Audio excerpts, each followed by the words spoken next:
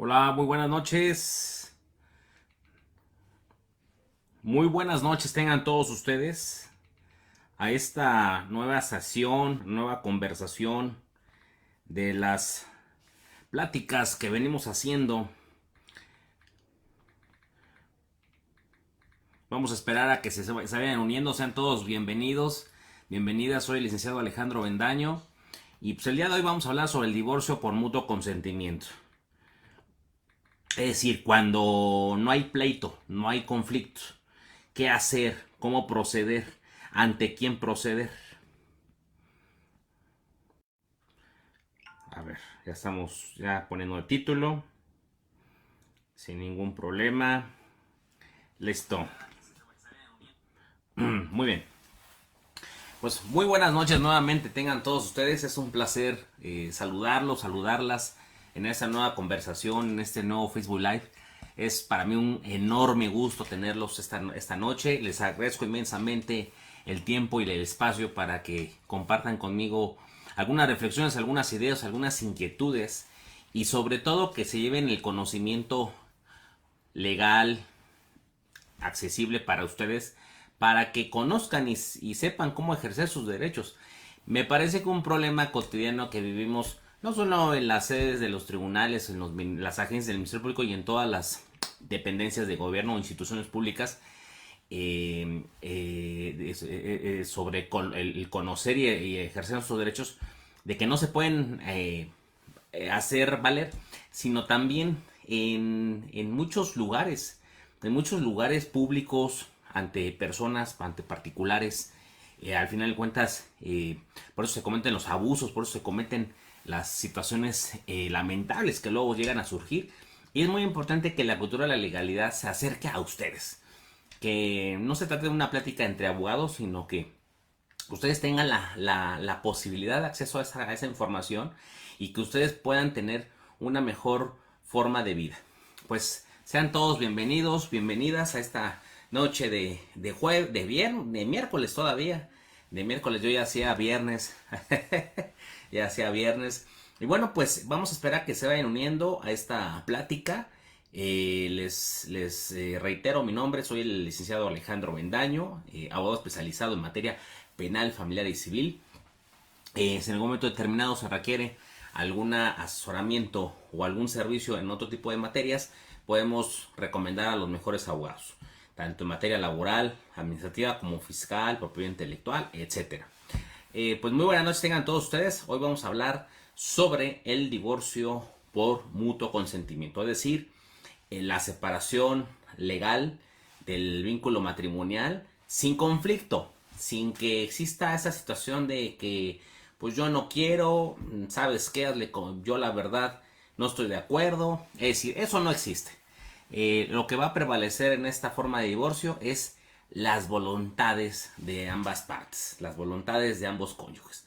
Entonces, pues eso es lo que vamos a platicar esta noche, en esta hora, en esta plática que vamos a hacer sobre el divorcio por mutuo consentimiento. Pues vamos a esperar a que sigan uniendo a esta plática de día jueves. ¿Cómo les fue? Platíquenme. Pues digo, para mí fue una tarde de trabajo en escritorio, de revisión de sentencias, de formular escritos, de dar asesorías, etcétera. Y bueno, pues ya estamos a mitad de semana, ¿verdad? Ya se está terminando. Vamos ya en pro de que se termine la semana. Deseo que ustedes pues tengan un año lleno de muchas satisfacciones, grandes proyectos, que a este día, que pues, es día 25, pues vayan caminando poco a poco sus proyectos. No se desesperen los que todavía no lo han logrado o que afrontan alguna dificultad. Y bueno, pues saben que deben de tomar las acciones necesarias paso a paso para pues, ir logrando los resultados que ustedes necesitan. No es una situación como que de entrada, pues las cosas se van a dar de la noche a la mañana. Hay que tener mucha paciencia, hay que trabajar diario, cotidianamente, para que los resultados nos puedan venir favorablemente. Si esto no se trabaja, si no te paras temprano o realmente el celular no lo dejas o no te defines objetivos, no haces nada, pues realmente pues no salen los proyectos. Entonces pues, yo mis mejores deseos para todos ustedes en estos proyectos, en esas ideas de año nuevo que ustedes están emprendiendo. No se me desesperen los que están en ese trayecto, en ese camino. Acciones con acciones van a producir buen resultado, tarde o temprano. A veces se puede lograr el resultado más rápido, a veces se puede lograr lentamente. Sin embargo, si ustedes trabajan diariamente, se paran temprano, observan disciplina, se concentran, dejan el celular, que el celular solamente sea un instrumento por ratos libres o que sirva para trabajo, nada más. Y bueno, pues, y que también algunas veces sirva para el conocimiento, como en esta ocasión, que yo los invito en esta plática del día miércoles 25 de enero. Ya 25 días, fíjense, ya 25 días. Y bueno, pues me gustaría saber sus opiniones, sus comentarios. El día de hoy vamos a hablar sobre el divorcio por mutuo consentimiento. Vaya, el divorcio sin pleito. Es una separación que se supone debe ser sana, lo más sana que sea posible.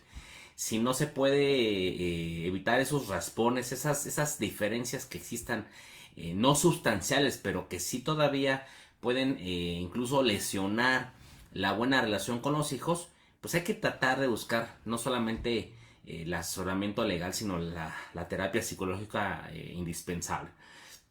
Es importante que a pesar de que los conflictos se hayan neutralizado en ese tipo de divorcio, es decir, prevalezcan las voluntades tanto de la cónyuge o el cónyuge o personas del mismo sexo, y esos conflictos se hayan neutralizado a tal grado que ya se pueda tomar una decisión conjunta a efecto de que se pueda solicitar el divorcio ante la autoridad correspondiente, pues se procure que esas situaciones emocionales, eso que queda sobrante, esos rencores, esos odios que puedan surgir, bueno, pues que podamos incluso acudir ante un profesional de la psicología para que se pueda también resolver. Muchas veces pasa que independientemente de que ese divorcio haya sido por mutuo consentimiento o no, pues entonces hay que tratar de limar, hay que tratar de solucionar esos conflictos emocionales que suelen surgir y que no se atienden. Realmente se dejan olvidados y realmente incluso se sobreentienden, se normalizan. ¿Qué tal, Shunka? Muy buenas noches. Es un placer nuevamente que estés con nosotros. Gracias por seguirnos, gracias por escucharnos. El día de hoy vamos a hablar sobre el divorcio por mutuo consentimiento, un tema en materia familiar para ustedes que conozcan y sepan ejercer sus derechos, para que en el ámbito público y en el ámbito privado no los agarren de bajada.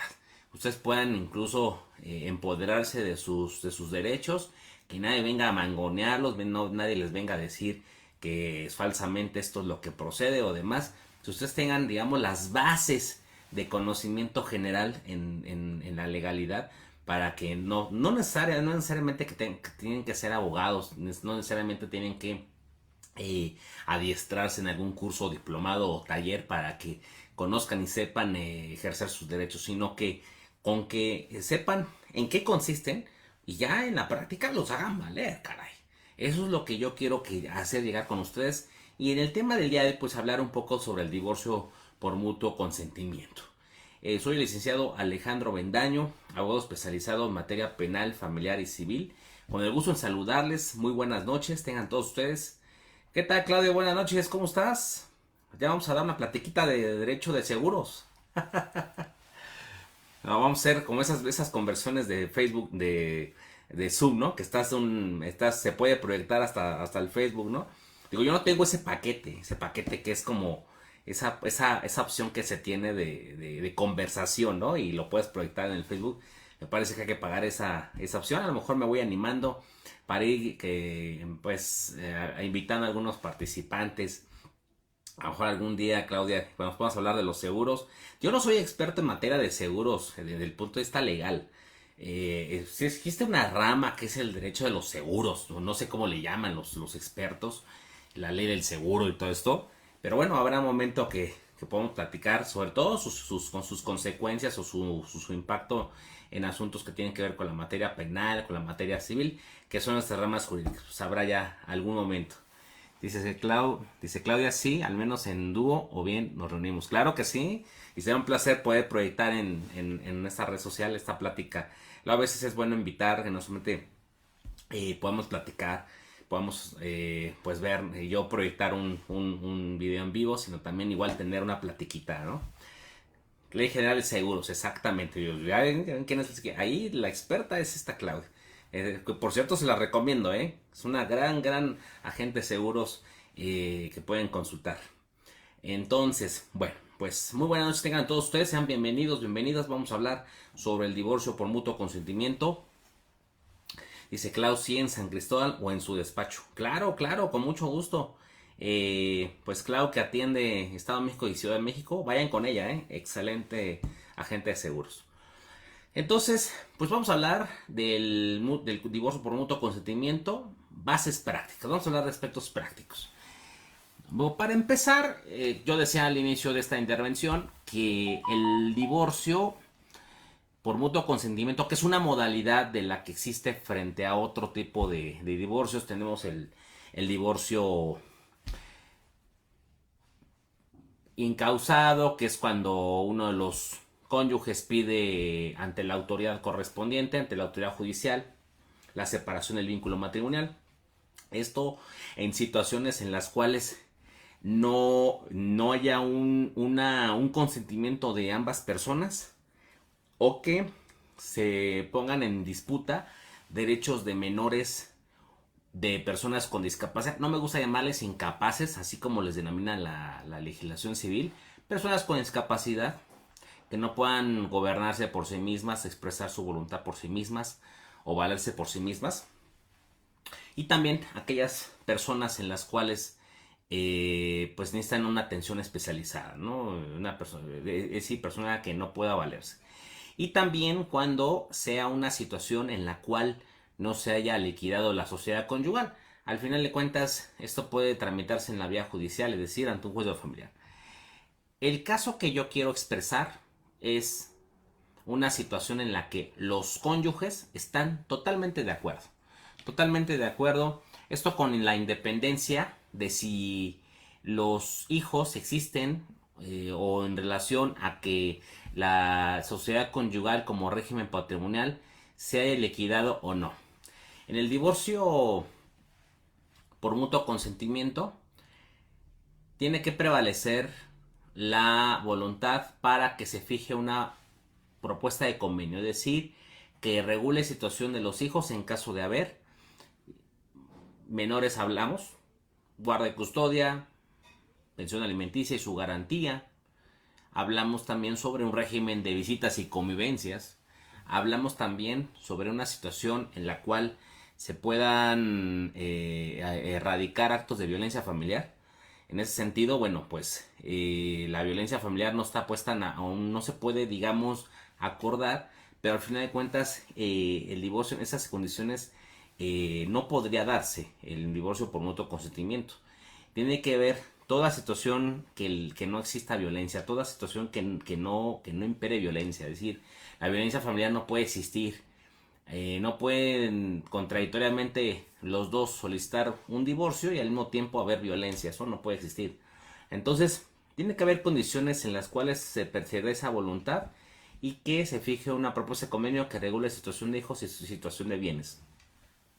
Aquí pues tenemos varias modalidades desde el punto de vista de cómo puede volverse ese divorcio, ¿verdad? Ese divorcio, pues si hay hijos, ahí es donde tenemos que tratar de fijar la situación más favorable al menor. Dice Jimena Velázquez, hola, buenas noches, Lick. Muy buenas noches, Jimena. Una pregunta, nunca me divorcié. Llevo casi 3 años de separada. Ella vive con otra persona. ¿Aún así puedo pedir pensión? Pasado ya el tiempo mencionado.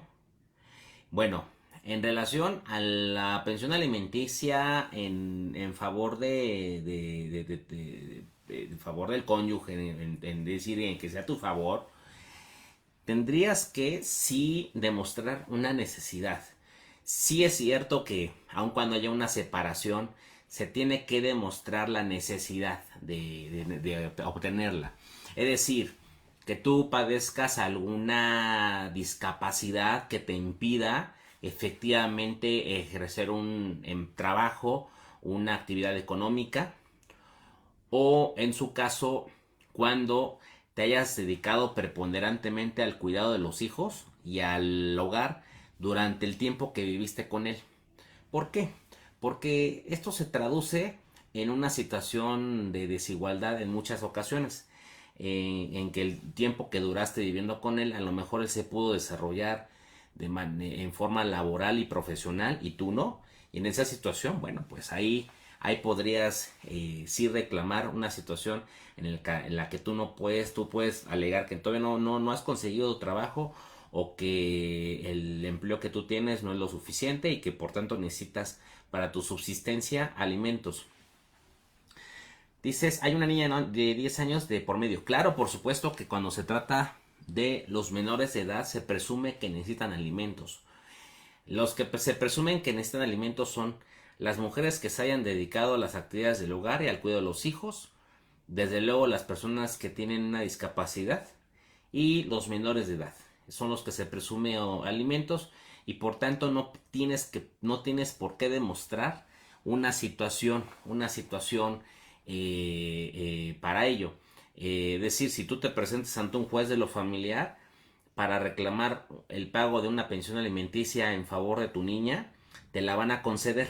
El meollo está en que se pueda tener o se puedan aportar los datos necesarios para una fuente de trabajo, en relación a una fuente de ingresos que tenga él. Porque muchas veces me he encontrado en la práctica que se tiene ese derecho de la pensión alimenticia, pero el deudor alimentario no cuenta con una fuente segura de ingresos, una fuente estable de ingresos. Y eso hace pues más difícil, aunque no imposible. ¿Por qué? Porque cuando no se aportan los datos de una razón o de denominación social, se puede solicitar al propio deudor para que manifieste bajo protesta de sí verdad a cuáles son sus fuentes de ingreso y a cuánto ascienden en sus percepciones ordinarias y extraordinarias. Aquí el punto está en que si ese deudor no tiene, si su negocio, si en caso de tener negocio no está registrado ante Hacienda, de tal manera tú sepas cuánto está reportando, o él estuviera registrado o estuviera prestando sus servicios para un patrón informal, pues realmente esa información sobre esos ingresos que va a aportar al juez, pues va a quedar a la discrecionalidad de él. Va a decir, pues yo gano nada más 2 pesos. Mientras tú no puedas demostrar que él gana más, pues la pensión se va a fijar sobre los dos pesos que él haya manifestado. Esa situación, cuando sea en la Ciudad de México, me ha tocado en el Estado de México situaciones en las cuales, o juicios en los cuales, se fija con salarios mínimos. Es decir, no se cuenta con una fuente de trabajo, inmediatamente hay jueces que fijan por salarios mínimos, sin preguntarle al deudor alimentario pues cuánto gana, como sí ocurre con la Ciudad de México. Me ha tocado. Dice Jimena, una niña de 10 años, perfecto. Dice Shunka, Lick, yo me divorcié así por mutuo acuerdo, pero las deudas que se adquirieron en el matrimonio me las quedé yo, ya que él no quiso pagar nada, o en su caso me pedía la mitad para el sillón, hasta del sillón. Fue lo correcto quedarme o aceptar las deudas yo sola. Él me hizo daño psicológico y de cierta forma amenaza, ya que tiene un cargo mayor al mío y su cuñado es el director general de donde elaboramos. ¿Se puede hacer algo? De esto ya 2 años. Pues mira, en relación al tema del divorcio, dice Jimena, muchas gracias. En lo que pueda servir, con mucho gusto, Jimena. Shunka, no es tanto lo del divorcio, sino los límites que tengo en el trabajo. Sí, efectivamente, si fue por mutuo consentimiento el divorcio, bueno, pues ahí supongo yo que pues ya el tema de bienes ya quedó resuelto, a menos de que se haya quedado algún tema pendiente. Yo veo que aquí identifico actos de violencia familiar, y la violencia familiar no necesariamente debes de acreditar que sigas siendo cónyuge para que proceda. También incluso procede cuando son excónyuges. Entonces aquí yo veo un tema de violencia, de acoso. Bueno, hay que ver si una situación bueno, veo que aquí no es, digamos, tu compañero dice que su cuñado y su cuñado es el director general en donde laboramos. Bueno, a menos de que sea tu superior jerárquico, pues ahí podemos ver un tema de acoso laboral. Pero al final de cuentas, aquí lo importante es que incluso se inicia un procedimiento administrativo al interior de la corporación ante el Consejo de Honor para que se puedan identificar las acciones antiéticas que en relación al código de ética, es decir, acciones que no están apegadas al código de ética. El código de ética en las corporaciones policíacas tiene que ver con buenas prácticas entre compañeros, buenas prácticas entre superiores. Y en caso de vulnerar esa situación, bueno, pues se puede iniciar un procedimiento administrativo a la par de un procedimiento penal, acudiendo a la agencia del Ministerio Público para denunciar esa violencia. Puede ser incluso más efectivo la vía penal. A mí me tocó asuntos de defender policías en los cuales he defendido tanto al presunto agresor como a la persona agredida. Y me he tocado presuntos agresores donde ellos resuelven el problema en la propia corporación. No, pues ya no pasó nada, le dije. Bueno, yo como no llevé el asunto pues no administrativo, pues ya no supe cómo estuvo. Pero casualmente los asuntos, por las influencias que a veces llegan a tenerse, se llegan a frenar esos procesos administrativos al interior de la corporación. Lo que he visto es que es mucho más efectiva la acción penal. Es decir, se procede ante el Ministerio Público porque inmediatamente se decretan medidas de protección y si estuvieran compartiendo el espacio laboral, se puede decretar un tema de separación en el lugar, no tanto de tu parte, sino del agresor, de que se separe del área laboral. Inclusive, en un caso de incumplimiento de medidas, puede darse el tema de que no se acerque o no tenga comunicación, dependiendo qué es las circunstancias en las que se manifiesten, ¿no? Bueno, pues espero haber contestado a las preguntas anteriores. Y bueno, pues retomando el caso del divorcio por mutuo consentimiento, es decir, no hay conflicto, se puede solicitar independiente, ahora sí que dependiendo de si hay hijos o no, dependiendo de si hay necesidad alimentaria o no, o dependiendo de si está la sociedad conyugal liquidada o no, vamos a determinar ante qué autoridad podemos solicitarlo. En el caso del registro civil en la Ciudad de México, e inclusive hasta ante una notaría en el Estado de México, porque la notaría todavía no se ha incorporado en la Ciudad de México, en la legislación de la Ciudad de México, pero sí en el Estado de México y algunas otras entidades federativas, en las cuales se puede acudir ante un notario para decretar el divorcio. Entonces, independientemente si se trata de un notario o el registro civil, con que se presenten los dos cónyuges cumpliendo con los requisitos necesarios para tal trámite, así como la solicitud requisitada, se podrá decretar el divorcio administrativo. En el caso del registro civil, basta con que se llene la solicitud requisitada, se presenten algunos documentos como acta de nacimiento de los hijos mayores de edad y que no necesiten alimentos, la copia certificada de esas actas, la copia certificada del acta de matrimonio, comprobante de domicilio. En el caso de lo que es la CURP, pago de derechos. También en el caso de la notaría se pide una constancia de situación fiscal, se pide también en CURP, se pide incluso en ambos, tanto en el registro civil como en la notaría, se pide un documento de identidad, como puede ser la credencial para votar, el pasaporte o en su caso la cédula profesional, que son documentos válidos.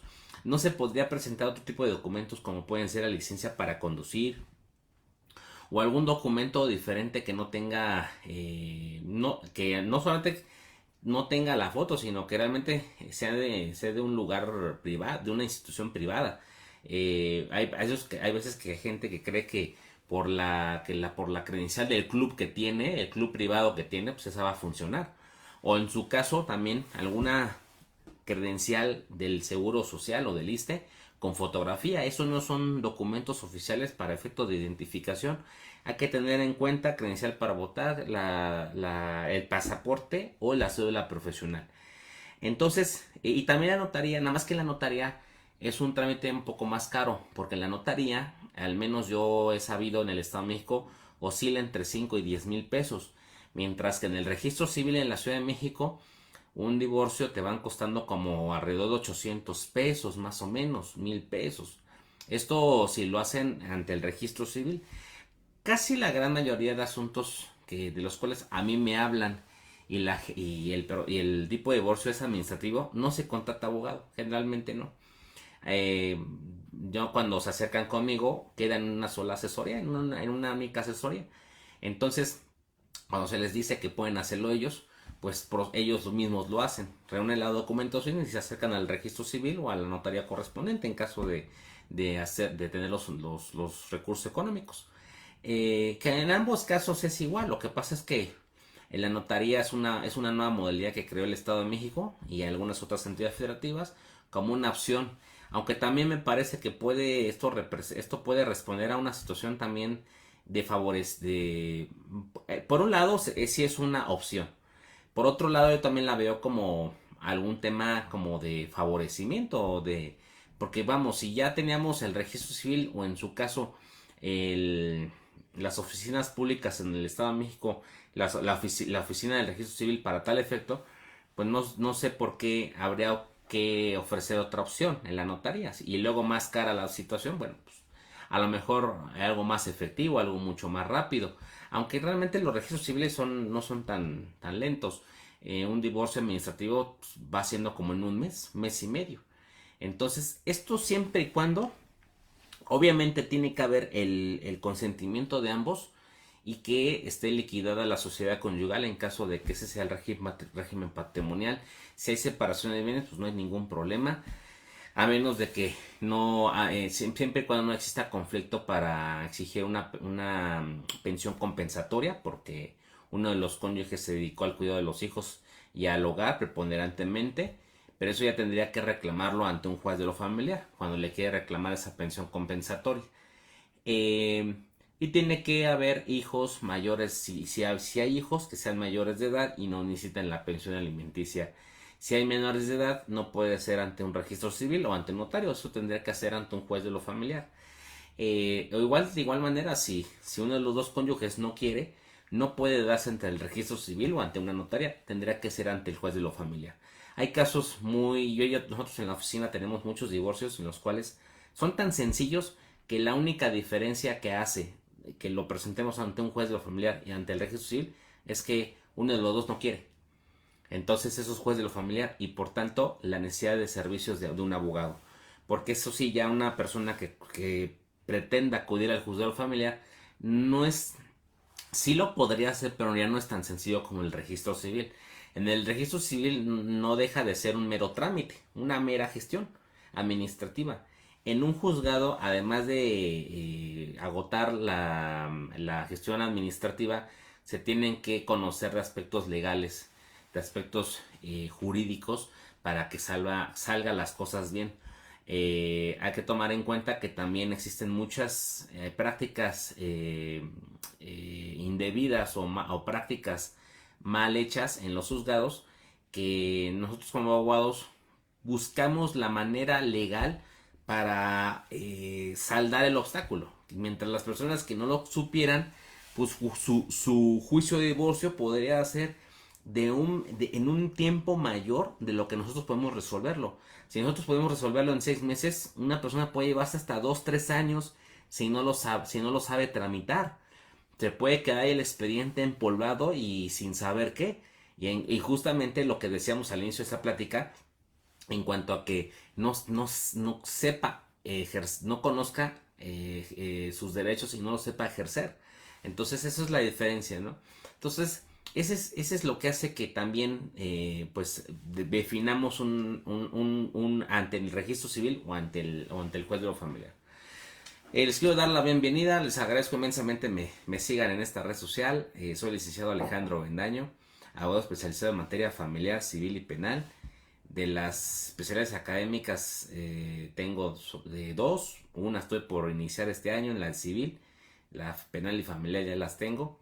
Me gusta ser un abogado muy congruente con mis actividades.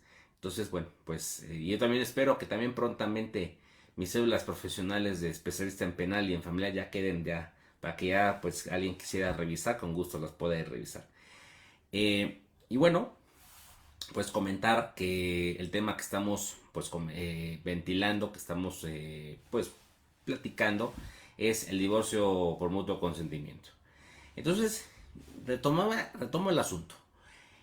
Cuando se ponen de acuerdo los cónyuges, debe tomar en cuenta muchos aspectos. Es muy importante que si viven en entidades federativas separadas, que tengan la disponibilidad para viajar en la entidad donde haya sido el último domicilio conyugal. Me ha tocado casos en los que uno de los cónyuges vive en Campeche y el otro está hasta Durango. Pero resulta que el último domicilio conyugal fue la Ciudad de México. Entonces hay que tener la disponibilidad para viajar. También incluso tengo ahorita un divorcio internacional en el que uno de mis clientes, el cónyuge vive en Estados Unidos, la cónyuge está en Suecia, entonces, y el último domicilio conyugal fue aquí en la Ciudad de México. Entonces, pues obviamente vamos a pedir la audiencia remota, la audiencia virtual, pero bueno, hay que tomar en cuenta que en una situación en la que ellos quisieran verlo personalmente, aunque bueno, ahí se sugiere, ahí sí es más fácil porque se sugiere la audiencia virtual. Así también como ocurre con las entidades federativas, también pueden estar desde su entidad. Lo que pasa es que también eh, el tema de las firmas también es sencillo porque pueden hacerse triangulaciones para, ¿sabes qué? Yo imprimo el documento, el otro lo firma y lo mandamos por estafeta. Pero hay personas que dicen, no, no, yo no quiero que sea así, yo lo quiero conocer a usted, licenciado, y yo lo quiero firmar ante su presencia. Bueno, pues hay que estar muy conscientes de los viajes, ¿no? Algo muy importante es que la decisión que se tome va a marcar consecuencias. Es decir, si esa situación, si habiendo hijos se van a divorciar, que de acuerdo a la edad de los hijos se pueda definir qué tan conveniente es realizar un proceso de terapia psicológica desde mucho antes de que se inicie el proceso judicial o el trámite ante el registro civil. No es un tema de que tenemos que hacerlo hasta que ya esté el divorcio. Ah, pues mira, o hasta que nos separemos. Mira, pues hasta que se decrete el divorcio ya vamos a iniciar con la terapia psicológica. Pues mira, una vez que nos separemos y que esto salga al mismo tiempo con el divorcio, pues vamos a tomar la terapia. Incluso hay casos en los cuales nunca tomaron la terapia. Entonces es muy relevante que desde que se identifican los problemas en la pareja y que esto pudiera estar influyendo en el desarrollo y crecimiento de los hijos menores, se puedan tomar las acciones necesarias para prevenir o en su caso prevenir y eliminar la violencia familiar y el proceso de terapia psicológica que conlleva no solamente la separación física, sino el divorcio legal, el trámite de divorcio. Dice Claudia, gracias siempre a temas de interés. Sí, desde luego que siempre es bueno, siempre actualizarse, ¿verdad? Siempre que ustedes sepan cómo es esto. Dice, los divorcios del mismo género que tan polémicos han llegado a ser. Pues fíjate que he llevado uno que otro, he llevado sí, sobre todo en hombres. Y pues normal, ¿eh? Fíjate que me ha tocado por mutuo consentimiento y se ponen de acuerdo, realmente se ponen de acuerdo. Nada más que en esos casos me ha tocado que sí llevarlos ante el juez de lo familiar porque no han liquidado la sociedad conyugal. ¿Por qué? Porque si hubiera un régimen de separación de bienes, fácilmente se van al registro civil y pues ¿para qué buscamos un abogado, no? Y generalmente así lo hacen. Se van al registro civil y buscó al abogado. Sin embargo, me ha tocado ver casos en los que el régimen patrimonial es sociedad conyugal, hay bienes que forman parte de ella y hay que hacer la liquidación, es decir, cómo va a ser la repartición. Entonces, lo más sugerente es que se vaya ante el juez, ¿no? De lo familiar. Aunque, bueno, se puede hacer también ante la notaría, pero prácticamente puede costar un poquito más caro, ¿no? Una notaría. Puede ser un poco más barato ante el juez de lo familiar. Entonces, bien, dice Claudia, la parte psicológica bastante necesaria. Por supuesto, aquí no es nada más pues dar consejos legales, sino también realizar un proceso integral, la separación y divorcio de la pareja y de sus hijos, y también inclusive en aquellos integrantes del núcleo familiar que pertenezcan a la convivencia, o de la convivencia de ese núcleo, o que lo integren, porque puede haber casos en los cuales sea la pareja, sea los hijos, incluso está integrado el abuelito o la abuelita o los tíos, algún hermano. Entonces, habría que ser integrado también para el proceso de separación y de divorcio, ¿no? El experto en psicología siempre va a guiar en ese proceso con con un diagnóstico, con las acciones para el tratamiento o la terapia grupal, individual. Bueno, ya que el experto dirá. Entonces, y no tener esa visión de que el psicólogo es para locos, o el psicólogo como para qué. O sea, pues, hay quienes dicen, bueno, pues si voy a contarle lo que siento a alguien, pues mejor le cuento a mi mejor amigo, ¿no? O ahora, esto siempre cuando tengamos un buen psicólogo, porque también si tenemos un mal profesional, rápidamente alguien concluiría diciendo, pues sabes que mejor le cuento mi mal sentir a mi mejor amigo y creo que me siento mejor, creo que él es mejor psicólogo que el que me están dando. Eso sí puede llegar a darse, pero yo me refiero a un buen experto en psicología, incluso infantil. En la psicología, en el mundo de la psicología hay especialidades, y una especialidad de la psicología infantil, a estos expertos que son los necesarios para poder emitir ese diagnóstico, tomar las acciones necesarias para evitar y erradicar la violencia, y en su caso saber comprender, entender este proceso y tener una vida mucho más armónica, incluso hasta integral. Entonces, esto es muy importante. Ahora, eso también se debe tomar mucho en cuenta cuando los cónyuges, aun cuando existe el consentimiento, se van a divorciar. Eh, Aquí es muy importante, muy importante eh, que se decida el abogado que va a prestar los servicios.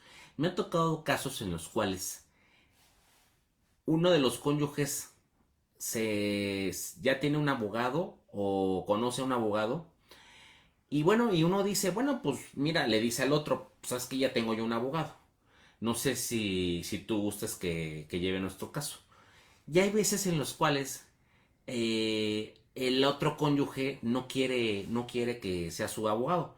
O sea, todavía la pareja, a pesar de que hay una voluntad preliminar para divorciarse, una voluntad, no hay todavía desconfianza, todavía como que no hay, todavía están saliendo de un proceso, o están en un proceso aún rasposo, aun cuando hay voluntad para divorciarse. Entonces ese proceso que está erosionando propicia todavía desconfianza. Entonces, pues es su derecho al final de cuentas. Nunca hay que negarles el derecho de buscar a un abogado. Aquí el tema es que se defina que la voluntad de ambas partes prevalezca, no se rompa con la decisión de tener cada quien su abogado. El tema está en que si van a trabajar dos abogados, que estos dos abogados puedan llevar el asunto de la manera más armónica, de la manera más consensuada. No está mal que cada quien lleve el asesoramiento de un abogado de su confianza, pero que sí, aquí es muy relevante la ética del abogado, de cada abogado, porque si el mal proceder del abogado consiste en que mal asesore a su representado bajo la idea de que esto no es lo mejor, no es lo más conveniente, sabes que ya mándalo por un tubo, vamos a sacarle más dinero por los bienes de la sociedad y vamos a llevarlo ante el juez de lo familiar, tú ya no le firmes nada, pues pueden ser malos consejos para sus patrocinados con la finalidad de que el abogado cobre más honorarios, el abogado vea un negocio en el asunto y eso rompe con reglas de ética. Eso es muy relevante que sí ustedes busquen buenos abogados que los sepan asesorar, pero que por su culpa no se rompa ese camino que se iba construyendo de voluntades. Entonces, eso es algo muy relevante. A mí me ha tocado participar en casos en los cuales, por culpa del abogado, le empezó a meter ideas de que esto no iba a funcionar, de que esto lo otro, y eso propició que nos fuéramos a un proceso judicial en la que ya hubiera un juicio, es decir, dos posturas diferentes y a presentar y dos propuestas de convenio diferentes. Y eso, pues eso arruinó. Tiene que haber en la ética. Y hay casos también en los cuales se decide que sea un solo abogado. Aquí es muy importante que el abogado preste sus servicios de la manera digamos, eh, más equitativa para ambos, independientemente si uno de ellos está pagando los servicios del abogado. Si los dos están pagando los honorarios del abogado, pues qué bien. Pero independientemente de la forma en la que de la persona que esté pagando los honorarios o la forma en la que estén pagando los honorarios, el abogado debe estar comprometido a asesorar y a representar de la mejor manera a ambas partes. No es que yo asesore mejor al que me paga. Si el otro cónyuge no me está pagando, pues la voy a asesorar, ¿no? De diferente manera. Eso es algo que tienen mucho que cuidar, sobre todo los que no contrataron al abogado y se están dejando asesorar por el abogado contratado por el otro. O sea, hay que tener mucho cuidado que no haya como preferencias o inclinaciones desiguales en una prestación de servicios de ese tipo. A veces el problema que tenemos en la prestación de los servicios en general es que te encuentras con malos prestadores de servicios en todos los ámbitos profesionales, técnicos o de actividades económicas. Un médico, un abogado, un contador, no me dejará mentir Claudia, agente de seguros, yo diría incluso pues un instalador de algún servicio telefónico, cualquiera que ofrezca servicios está obligado a prestarlo de la mejor manera, con todo, poniendo todos sus conocimientos, sus habilidades, sus destrezas, sus competencias. Entonces hay que tener mucho cuidado. El proceso o juicio de divorcio siempre tiene que estar precedido por eso. Ahora, por una buena voluntad de las partes. Ahora, si en ese caso hay hijos y hay bienes y estas situaciones no estuvieran debidamente resueltas, es decir, en la situación de los hijos hay menores de edad, tenemos personas con discapacidad que necesitan alimentos o incluso cualquiera de los cónyuges necesita alimentos porque a lo mejor tras la separación la persona que más va a verse perjudicada, aparte de los hijos, porque yo siempre digo que los hijos tienen una cierta afectación, variando cuál es la edad, ¿verdad? No es lo mismo no es lo mismo un bebé a un adolescente o a un menor de 8 años, ¿verdad? Pero en ese sentido, hay personas con discapacidad que también necesitan alimentos o también casos en los que tras la separación, uno de los que se ven más afectados es la persona que se haya dedicado durante todo el tiempo de la relación al cuidado de los hijos, al cuidado del hogar. Y entonces no pudo desarrollarse profesionalmente, laboralmente, de tal manera que pues no haya construido una trayectoria laboral, no haya podido tener cierto prestigio u obtener un historial importante, ¿no? En su constancia de semanas cotizadas ante el seguro, o no. Entonces, esas personas se ven en una situación de vulnerabilidad. Imagínense que tras un divorcio, pues la pregunta que le van, la primera pregunta es, tengo que buscar trabajo, pero no lo mismo de acuerdo, dependiendo cuál es la edad, no es lo mismo, el nivel de estudios, no tengo tanta trayectoria laboral, o sea, la experiencia, o sea, esos son factores que determinan que una persona se tarde poco o mucho a encontrar una fuente de trabajo. Eh, pues muy buenas noches tengan todos ustedes. Estamos por terminar la sesión. Estamos hablando sobre el divorcio por mutuo consentimiento. Soy el licenciado Alejandro Bendaño, estoy a sus órdenes. En la parte de arriba tienen mis números telefónicos para lo que ustedes requieran respecto a una asesoría, una consulta más desarrollada, alguna gestión, alguna audiencia, algún asunto en general que podemos llevarlo. Con mucho gusto comuníquense aquí los teléfonos que están aquí en la parte de arriba. Dice Claudia, sí caray, hay muchas malas prácticas y tenemos mucha responsabilidad. Debemos ser muy profesionales. Ya hay protecciones por errores y omisiones en caso de daños a terceros por práctica profesional, Milik. Si es con dolo, no hay protección. Por supuesto, por supuesto. Tienes toda la razón. O sea, siempre debemos de observar un código de ética intachable, independientemente de la universidad en la que hayas sido egresado o del nivel de experiencia que tengas. Es importante siempre ser honesto con el trabajo. Si es joven o es grande, no importa, ¿no? Y dice Jimena, qué tema tan interesante, mil gracias. No, sabes, como saben que con mucho gusto doy mis pláticas de los miércoles en Facebook. Antes lo hacíamos en martes a las 8 de la noche, pero bueno, dije, vamos, ahora con el año nuevo vamos a modificar el día. En 2023, incluso el formato de presentación, ya estamos haciendo un formato de presentación mucho más elaborado. Espero que les guste y bueno, con el gusto de estar con mi audiencia, en esta audiencia tan bonita que tengo, que me escuchan los días jueves.